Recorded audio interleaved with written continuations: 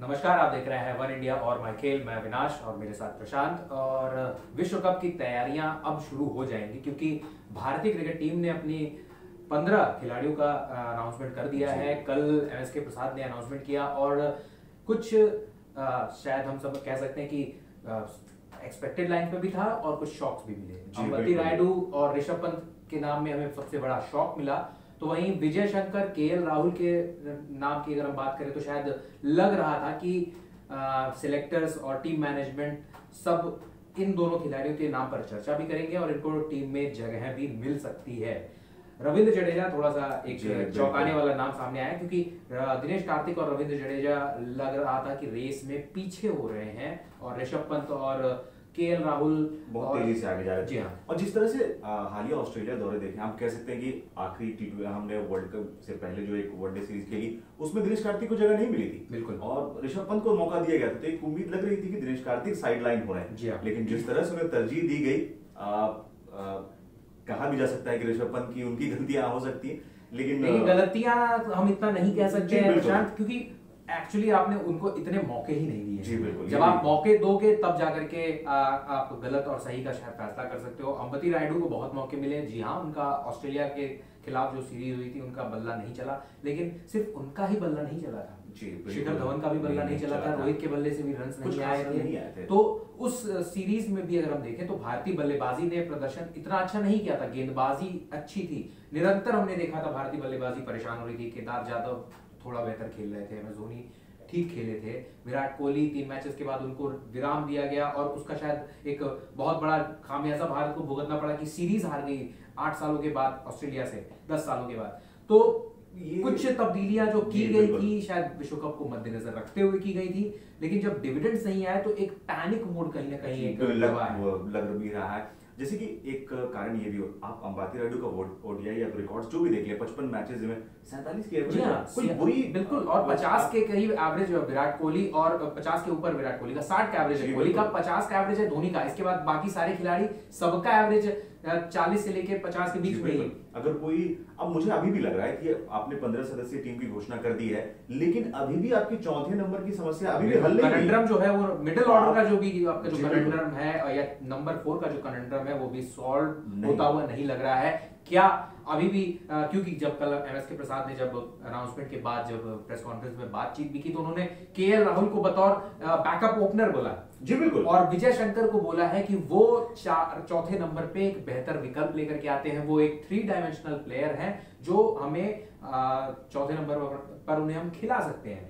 तो चलिए एक बार पहले दर्शकों को अपने स्क्वाड से रूबरू करा देते हैं, जो 15 सदस्यीय जो टीम जिसका अनाउंसमेंट हुआ है। तो विराट कोहली कप्तान, रोहित शर्मा उप कप्तान, Shikhar Dhawan, Vijay Shankar, MS Dhoni wicket keeper और इसके साथ साथ दूसरे विकेट कीपर के नाम पे हैं दिनेश कार्तिक, केदार जाधव, हार्दिक पांड्या, रविंद्र जडेजा, मोहम्मद शमी, कुलदीप यादव, जसप्रीत बुमराह, युजवेंद्र चहल, भुवनेश्वर कुमार और केएल राहुल।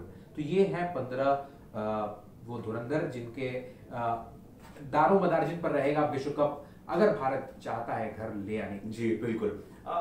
टीम का जो सिलेक्शन है, कई बार ऐसा लग जाता है कि अब परफॉर्मेंस वाइज देख के तो ऐसा स्क्वाड लग नहीं रहा है कि आपने परफॉर्मेंस के आधार पर रखा है। अगर विजय शंकर ने अगर 2 मैचेस एक बॉल से और एक बैट से आप छोड़ दे तो कुछ ऐसा 8 मैचेस है और 8 मैचेस में आप किसी खिलाड़ी से ये मैच विनिंग परफॉर्मेंस की उम्मीद भी नहीं कर सकते। लेकिन हो सकता है कुछ उनकी एटीट्यूड या जो भी है टीम मैनेजमेंट ने कुछ ना कुछ तो जरूर देखा है। इनफैक्ट कप्तान विराट कोहली ने कुछ जरूर देखा है। ऑस्ट्रेलिया दौरे से पहले मुझे लगता नहीं कि इनके चर्चा भी होगी विजय शंकर की। एक छोटी सी एक मौका मिला। न्यूजीलैंड में ठीक खेला था और जब ऑस्ट्रेलिया के खिलाफ उनकी जो वो 49 रन की जो पारी थी जिसमें वो थोड़े अनलकी रहे, जो रांची में मुकाबला खेला था वो शायद लग रहा था अपने करियर का पहला 50वां जड़ देंगे, लेकिन ऐसा हुआ नहीं। उस मैच को अगर आप हटा दें तो उसके बाद से विजय शंकर बहुत ज्यादा जोन में अपने दिखे नहीं।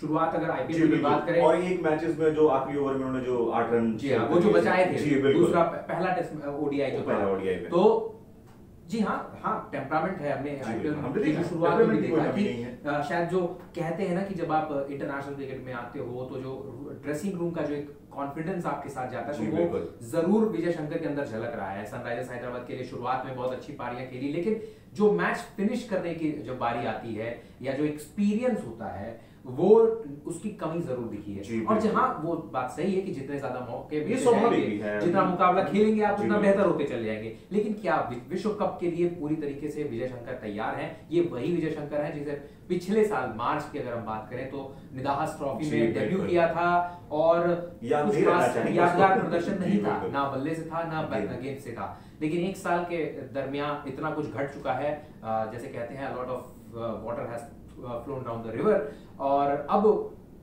इंग्लैंड की टिकट बुक कर चुके हैं विजय शंकर। बिल्कुल। अब एक बार अंबाती रायडू के लिए भी बात करना चाहूंगा। मुझे लग रहा है कि अनलकी बहुत 2015 वर्ल्ड कप में कहूंगा कि वो बहुत ज्यादा अनलकी है। 2015 वर्ल्ड कप के भी एक मैच भी नहीं खेल पाए थे। इस बार भी वर्ल्ड कप से पहले बहुत मौके मिले, कह सकते हैं जिस लेवल के वो बल्लेबाज हैं, जिस तरह से उन्हें आंका जाता है उस तरह का प्रदर्शन नहीं रहा, ना ही आईपीएल में भी रहा है कि वो किसी तरह से भी चयनकर्ताओं को प्रभावित कर सके। उनका अट्रैक्शन जो वही कहते हैं ना कि अट्रैक्शन अपनी तरफ लेकर के आना, जो अटेंशन है लेकर के आना, जो वो शायद वो काम नहीं कर पाए पिछले 2 महीने में अंबाती रायडू। ऐसा काम शायद ऋषभ पंत ने भी नहीं किया। आईपीएल में उन्होंने भी कुछ धमाकेदार पारियां जरूर खेली हैं, लेकिन जो इम्पैक्ट की बात होती है वो इम्पैक्ट हमें इनके बल्ले से भी देखने को अब तक नहीं मिला है। वो लगातार विकेट फेंकते रहना, वो और शायद वही मैच्योरिटी की जो कमी जो होती है, शायद कप्तान विराट कोहली और कोच रवि शास्त्री ने ये तो इसे क्लियर कर दिया कि शायद इनको और टाइम की भी जरूरत है। और इनके पास टाइम है, टाइम है, लेकिन रिएक्शन अगर आप देखिए, दिग्गजों के रिएक्शन देखिए, अगर आप सुनील गावस्कर की बात करें, उन्होंने बहुत बड़ा रिएक्शन दिया, और बाकी के भी खिलाड़ी अगर आप जितने भी दिग्गज। आपने दिग्गजों की राय की बात की। मनिंदर सिंह की एक मैं ट्वीट पढ़ रहा था, उन्होंने साफ साफ कहा कि जिस तरह से ऋषभ पंत अपना विकेट फेंक रहे हैं, वर्ल्ड कप स्क्वाड से तो वो बाहर हुए हैं, बहुत जल्द वो कहीं टीम इंडिया से बाहर ना हो जाए। जी बिल्कुल हो सकता है, क्योंकि आप अगर देखें तो पोटेंशियल टैलेंट की कमी नहीं है। संजू सैमसन हैं, उनको मौके नहीं मिल रहे हैं। थोड़ा बहुत उनका जो विवाद भी चला बोर्ड के साथ, क्रिकेट एसोसिएशन के साथ, कहीं ना कहीं वो भी उनके करियर पर भारी पड़ा है। पिछले साल भी उनको जब इंग्लैंड दौरे के लिए चुना जा रहा था, इंडिया ए के लिए, तो अब वो फिटनेस अपनी साबित नहीं कर पाए, यो टेस्ट में फेल हो गए, उसके बाद उनको मौका नहीं मिला। लेकिन जिस तरीके का हालिया प्रदर्शन है उनका, जी बिल्कुल बेहतरीन, बहुत। अब जैसे ऋषभ पंत की जगह सिर्फ टेस्ट क्रिकेट में बन रही है, और हम देख रहे हैं कि साहा भी धीरे धीरे फिट हो रहे हैं, तो एक कंपटीशन तो जरूर है। लेकिन अगर आप बैटिंग के तौर पर आप कंपेयर करें, एज अ बैट्समैन भी किसी भी दिन मैं ऋषभ पंत को टीम इंडिया में खिला सकता हूँ छठे नंबर की बैटिंग करने के लिए।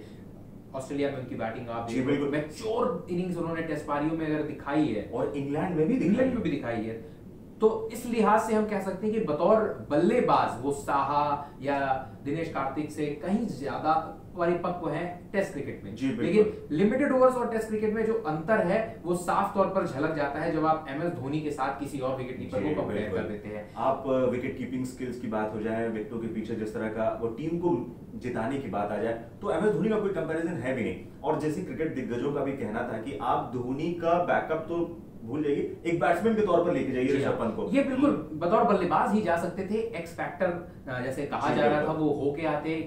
जैसे हमने चैंपियंस ट्रॉफी की बात करते हैं 2017 में जब भारत इंग्लैंड में खेल रहा था, तो जिस तरीके का एक्स फैक्टर हार्दिक पांड्या लेकर के आए थे पाकिस्तान के खिलाफ, दोनों मुकाबले याद कीजिए, पहला मुकाबला पाकिस्तान के खिलाफ, वहां भी उन्होंने डिफरेंस था, और जो फाइनल खेला गया भारत और पाकिस्तान के बीच में, वहां पर भी उन्होंने 77 रन की ताबड़तोड़ पारी खेली थी। तो यादगार पारियां खेलने में शायद, क्योंकि इंग्लैंड की जो कंडीशंस हैं, ग्राउंड है, वो भी इनकी बैटिंग को सूट करते हैं, और भारत को कहीं ना कहीं नीचे मिडिल ऑर्डर में एक लेफ्ट हैंडेड बल्लेबाज की भी जो कमी, लेफ्ट हैंडेड की बात करें तो सिर्फ शिखर धवन को छोड़ दिया जाए तो कोई लेफ्ट हैंडेड है ही नहीं। और अब क्या लगता है कि दिनेश कार्तिक को क्यों, उनके पास ऐसा क्या आ गया कि, देखिए दिनेश कार्तिक के साथ शायद एक आप अगर देखें तो दिनेश कार्तिक के पास एक्सपीरियंस है। जी बिल्कुल। दूसरा, आपको ये भी पता है कि एमएस धोनी इंजर्ड होने वाले बल्लेबाजों में से या खिलाड़ियों में से नहीं, वो पूरे टूर्नामेंट में जाएंगे, खेलेंगे, तो एक अतिरिक्त बल्लेबाज का ही रोल पूरा अदा करेंगे दिनेश कार्तिक। अगर विजय शंकर का बल्ला नहीं चलता है, या मान लीजिए KL Rahul out of touch होते हैं, तो उनकी जगह 4 नंबर पे जो एक दावेदारी जो पेश करने वाले दिनेश कार्तिक खेल सकते हैं। हालिया प्रदर्शन हालांकि उनका भी आईपीएल में कुछ खास नहीं रहा है, बहुत ज्यादा टर्बुलेंट टाइम से गुजर रहे हैं, लेकिन ये कह सकते हैं कि जब आपको वर्ल्ड कप टीम में ड्राफ्ट किया जाता है तो एक शॉट इन द आर्म मिल जाता है आपको, तो ओवरऑल बूस्ट हो जाता है। तो हो सकता है कार्तिक का भी मोराल बूस्ट हो जाए। और मैच फिनिश करने की अगर हम बात करें तो शायद मैच फिनिशिंग का भी जो रोल है धोनी के साथ या बाकी के भी बल्लेबाजों के साथ भरोसा दिखा सकते हैं। कप्तान कोहली ने उन पर भरोसा दिखाया और हाल फिलहाल के मैचेस में उन्होंने प्रदर्शन किया है। लगातार मैच फिनिश करके वो आ रहे थे, तो एक फिनिशर के रूप में उनको कप्तान कोहली देख। और जैसे आप बात कर रहे हो विकेट कीपिंग की, तो हाँ किसी भी दिन आप विकेट कीपर के तौर पर भी देखो तो ऋषभ पंत से काफी ज्यादा साउंड है दिनेश कार्तिक, क्योंकि बहुत ज्यादा हमने देखा था ऑस्ट्रेलिया के खिलाफ उन्होंने क्लोज इन कैचेस जो थे उन्होंने टपकाए थे, और इतने ज्यादा वाइज भी नहीं है ऋषभ पंत डीआरएस लेने के मामले में। तो कहीं ना कहीं ये टीम मैनेजमेंट के जहन में ये बात भी रही होगी, क्योंकि at the end of the day world cup है, आपको एक चांस नहीं लेना चाहिए। आपको एक्सपीरियंस खिलाड़ियों की जरूरत है और वो पड़ेगी। जी तो चलिए कुछ स्टैट्स हैं, कुछ आंकड़े हैं बड़े रोचक से। इस भारतीय जो 15 मेंबर्स की जो टीम है, इन्होंने कुल मिलाकर अब तक 1573 मैचेस खेले हैं। एम एस धोनी से विराट कोहली से लेकर के अगर आप मोहम्मद शमी तक जाते हैं, और अगर पारियों की बात करें तो 1213 पारियां, 1213 पारियां खेली हैं। और रन्स की बात करें तो इन सभी भारतीय खिलाड़ियों ने मिलकर 41,700 रन बनाए। मुझे नहीं लगता कि बाकी की टीम जो है वर्ल्ड कप में इतनी ज्यादा एक्सपीरियंस होगी रन बनाने के मामले में भी। एवरेज 44.60 का है और हाईएस्ट स्कोर क्या है 264 रन। जी हाँ, जो रोहित शर्मा ने वेस्ट इंडीज के खिलाफ बनाया था। तो ये तो थी बल्लेबाजी की बात। अगर गेंदबाजी की बात करें तो 2371 गेंदें फेंकी हैं भारतीय गेंदबाजों ने इन 15 खिलाड़ियों को अगर हम जोड़ दें, जिनमें से मुख्यतः आप तौर पर कह सकते हैं भुवनेश्वर कुमार है, कुलदीप यादव है, युजवेंद्र चहल है, मोहम्मद शमी है, जसप्रीत बुमराह है, रविंद्र जडेजा, हार्दिक पांड्या और केदार। इसके अलावा भी एकदम रिवाइव होकर आए हैं। रिवाइव होकर क्या है, व्हाइट बॉल क्रिकेट में तो उन्होंने कमाल ही कर दिया है। और ये बहुत ज्यादा अच्छे साइंस है भारतीय क्रिकेट के लिए, क्योंकि 2015 का विश्व कप में भी जलवा बिखेरा था अपना। और कहीं ना कहीं बहुत सारे लोग ये बात कर रहे हैं कि सिर्फ 3 फास्ट बॉलर्स के साथ भारत खेल रहा है, शायद भारत के लिए परेशानी का सबब बन सकता है, वियर एंड टियर होगा, क्योंकि 7-7 मुकाबले भी टीमों को खेलने हैं। तो क्या भारत ने एक एक्स्ट्रा पेसर ना चुन करके कोई गलती की है? तो भाई देखिए, कल माइकल वॉन का एक ट्वीट आया था कि उन्होंने ये भी बोला था, एक तो ट्वीट उन्होंने किया था कि भारतीय जो टीम मैनेजमेंट है शायद पागल हो गई है, जो ऋषभ पंत को वो पिक नहीं कर रहे हैं। और दूसरा ट्वीट उन्होंने कहा था कि बहुत सारे लोग क्योंकि पेसर्स की बात कर रहे हैं, तो इंग्लैंड की गर्मियों को मद्देनजर रखते हुए बहुत ज्यादा पेस, जो जिप या जो बोला जाता है कि स्विंगिंग कंडीशंस जो इंग्लैंड में होती हैं वो उतनी आपको मदद नहीं मिलने वाली है। तो स्पिनर्स का दबदबा रहेगा। अगर आप चैंपियंस ट्रॉफी 2017 की भी बात करें तो भारतीय गेंदबाजों में स्पिनर्स ने परेशान किया था। रविंद्र जडेजा ने पूरे टूर्नामेंट में कमाल का प्रदर्शन किया था। तो अब आपके पास 2 और बेहतरीन वर्ल्ड क्लास स्पिनर्स हैं, युजवेंद्र चहल और कुलदीप यादव। हालांकि कुलदीप यादव बड़े महंगे साबित हो रहे हैं हाल फिलहाल में। बात करें तो स्क्वाड इस तरह का लग रहा था कि अगर स्पिनर्स ऊपर नीचे होते हैं तो रविंद्र जडेजा का यूज हो सकता है। बैट्समैन भी उन्होंने इस तरह से सेट किए कि उसके रिप्लेसमेंट उन्होंने तैयार रखा है। और आपने तेज गेंदबाजों की बात की है, बिल्कुल सही कहा कि अगर तीनों में से कोई भी, क्योंकि लगातार आईपीएल मैचेस ये तीनों अपनी टीम के लिए खेलेंगे, उसके बाद फिर वर्ल्ड कप के लिए जा रहे हैं। तो हालांकि मुझे शायद लग रहा है कि भुवनेश्वर अब फॉर्म में आते दिख रहे हैं, लय में आ रहे हैं। जी बिल्कुल। शमी तो कंसिस्टेंटली अच्छा कर रहे हैं। बुमराह की तो कोई काट ही नहीं है उनका। लेकिन बिल्कुल बहुत, जैसा पहले भी प्रशांत ने मेंशन किया कि रेस्ट की भी बहुत जरूरत पड़ेगी। और आईपीएल के दौरान या आईपीएल के बाद कितना रेस्ट भारतीय गेंदबाजों को मिलता है वो बहुत ज्यादा इंपॉर्टेंट होने वाला है।